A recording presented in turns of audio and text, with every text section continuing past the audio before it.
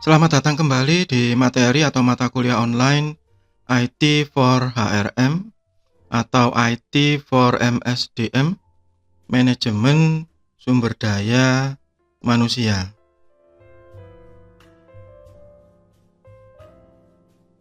Kita masih ada di bab tentang workplace privacy, bagian kelima.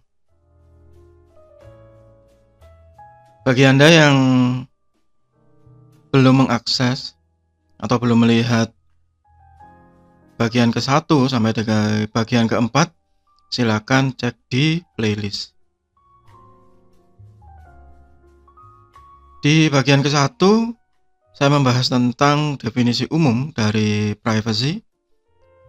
Di bagian kedua, saya membahas tentang privacy yang berhubungan dengan sumber daya manusia.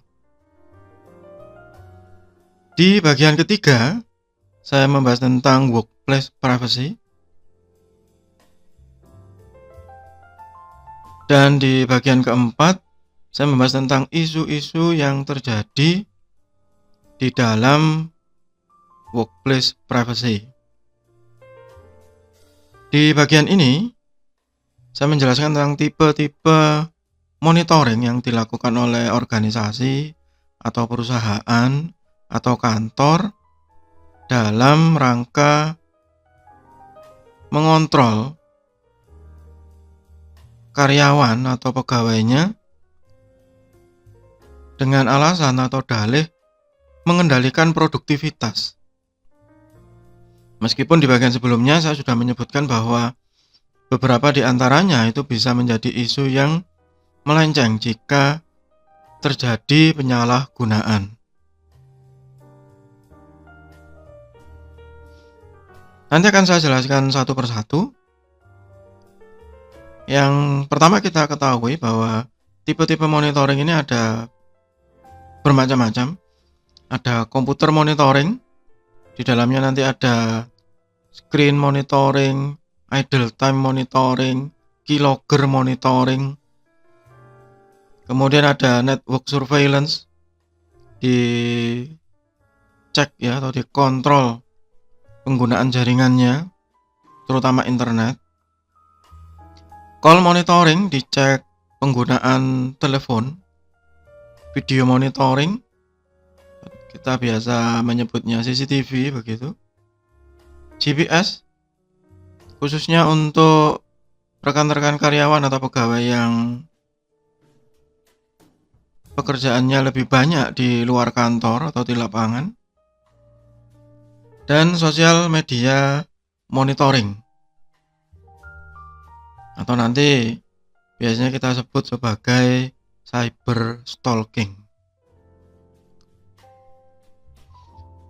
Nah, sekarang pertanyaan utamanya adalah, penting nggak sih monitoring tadi? Dari alasan hukum mungkin, apalagi jika perusahaan atau organisasi tersebut memiliki banyak fitur-fitur yang tidak boleh dikeluarkan ke ranah publik, atau kita biasa menyebut sebagai rahasia perusahaan. Tapi yang perlu diingat untuk kepentingan legal liability ini, bahwa perusahaan atau organisasi tadi seharusnya sudah membuat surat perjanjian terlebih dulu atau surat kontrak atau peraturan yang ketat bagi para karyawannya, dan di dalamnya ada sanksi jika ada yang melanggar.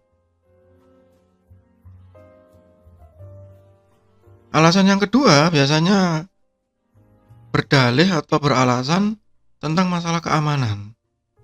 Misalnya tentang penggunaan internet. Banyak organisasi atau perusahaan atau kantor yang melakukan pembatasan dengan alasan supaya tidak tertular virus. Itu contoh yang sederhana ya. Dan apakah itu betul? Saya bilang iya. Karena memang itu rentan ya. Apalagi jika satu organisasi atau perusahaan tadi memiliki sangat banyak karyawan atau pegawai yang memiliki hak akses terhadap internet. Maka ini penting dilakukan. Yang ketiga yang sangat berkaitan erat dengan sumber daya manusia adalah pengukuran produktivitas dan kinerja. Productivity measurement and performance review. Jika organisasi atau perusahaan tersebut sulit untuk melakukan pengawasan terhadap karyawan-karyawannya, maka memang monitoring ini sangat penting untuk dilakukan. Contoh yang sebelumnya sudah saya sebut tentang GPS gitu ya. Nanti kita akan bahas lagi di belakang. GPS surveillance. Anda bisa lihat sudah banyak sales yang di dalam smartphone-nya yang seringkali itu diberikan oleh pihak kantor atau pihak perusahaan. Itu mereka di dalamnya tertanam aplikasi yang mampu untuk mendeteksi keberadaan mereka ada di mana. Rahasia umum ya, ada banyak sales, canvasser atau orang-orang yang ada di lapangan biasanya itu seringkali memang melenceng kalau sudah di luar, dan itu memang godaan yang umum ya. Kemudian pihak atasan, pihak supervisor, pihak manajer, kalau ada penurunan omset atau apapun, marah-marah. Ini yang di lapangan nggak kerja dengan benar, begini. Nah itu contoh ya. Apalagi kalau yang di dalam gitu ya, yang tenaga administrasi misalnya, kemudian di kantor atau perusahaan tersebut memiliki akses internet yang ya cukup cepat dan stabil.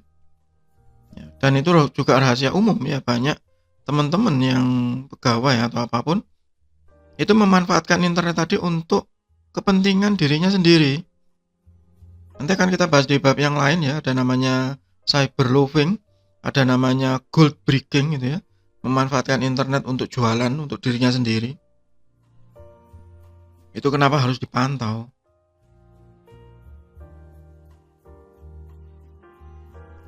Yang terakhir pertanyaannya adalah legal compliant. Ini dengan menggunakan monitoring seperti ini sah tidak secara hukum?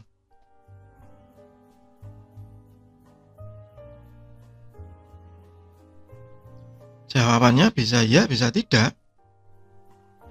Jika memang tidak dilengkapi perangkat hukum yang baik dalam monitoring tadi, ya itu bisa jadi masalah di kemudian hari. Tapi kalau sudah dilengkapi dengan perangkat hukum yang baik, maka bisa menjadi productivity measurement. Perangkat hukum yang baik tadi bisa jadi tadi ya, peraturan yang mengikat, surat kontrak, surat perjanjian begitu, yang memang harus dipatuhi.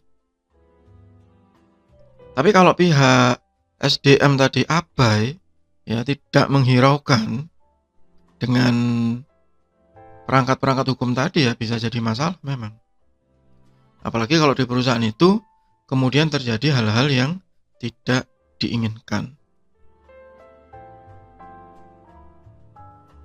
Kita ke yang bagian pertama dari monitoring, yaitu komputer monitoring. Ada beberapa hal yang ada di dalam komputer monitoring. Yang pertama adalah screen monitoring. Ini yang paling mengganggu ya, most intrusive. Sehingga pihak kantor, organisasi, atau perusahaan itu bisa melihat aktivitas di monitor karyawannya setiap saat.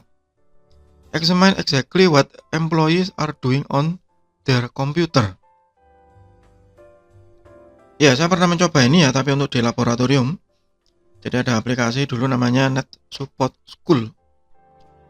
NetSupport School ini saya bisa memantau semua komputer yang sedang menyala di laboratorium itu dan melihat satu persatu screen dari mahasiswa.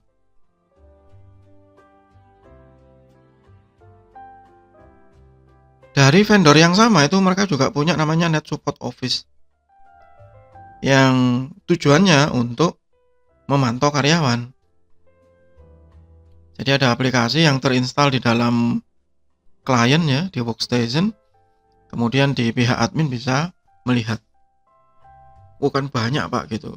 Iya, dan kita bisa mengatur alert ya, misalnya gitu ya. Dulu di lab saya bisa mengatur alert kalau ada mahasiswa yang pada saat praktikum misalnya membuka sosial media, misal Facebook, Twitter, YouTube begitu, maka otomatis layarnya akan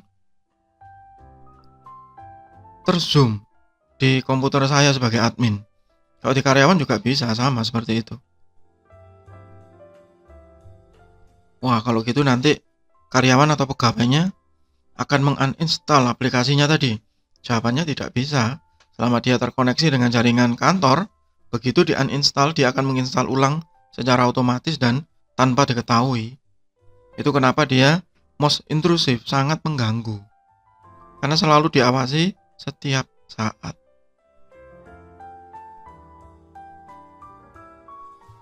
Ada perusahaan yang menggunakan ini banyak, ya, sangat banyak. Apalagi kalau yang dikerjakan itu betul-betul menjadi rahasia perusahaan.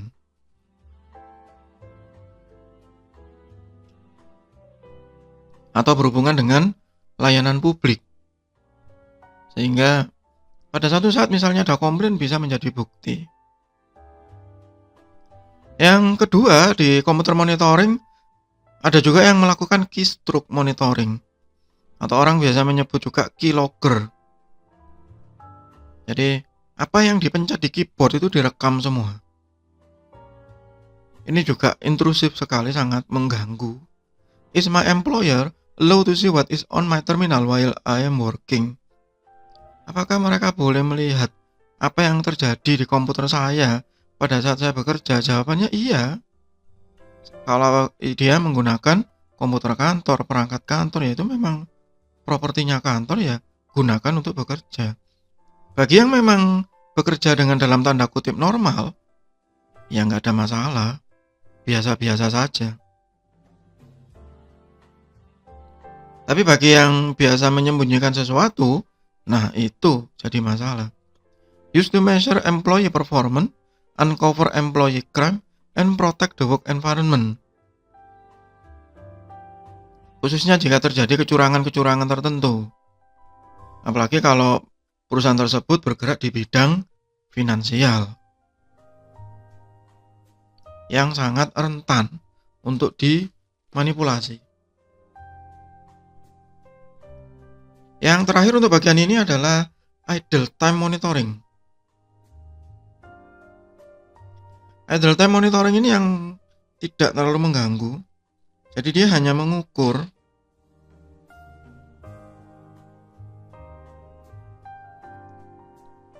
berapa lama karyawan tersebut meninggalkan komputernya. Jadi misalnya kasir gitu ya, atau karyawan yang lain gitu ya. Itu diukur ini komputernya nganggur berapa lama. Kalau untuk pelayanan publik, ini bisa disatukan dengan teori antrian biasanya. Jadi melihat seberapa efektif pelayanan yang sudah dilakukan. Tapi juga bisa dimanfaatkan untuk melihat performa dari karyawan tersebut atau kinerja dari karyawan tersebut. Ini ya, pegawai ini bolak-balik ke toilet. Kerja setengah jam, ke toilet 15 menit misalnya begitu. Ngapain ya? Nah, misalnya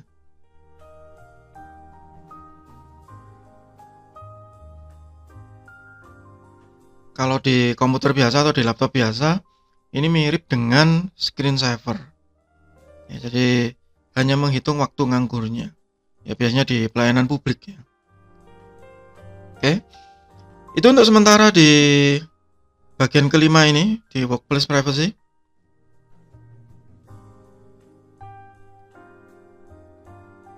Ya, jadi tadi pertanyaan utamanya apakah ini semua legal?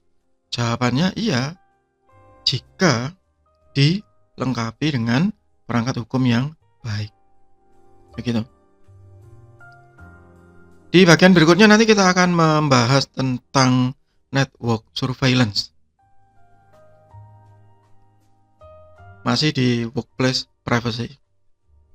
Semoga bermanfaat. Tetap sehat, tetap semangat. Terima kasih.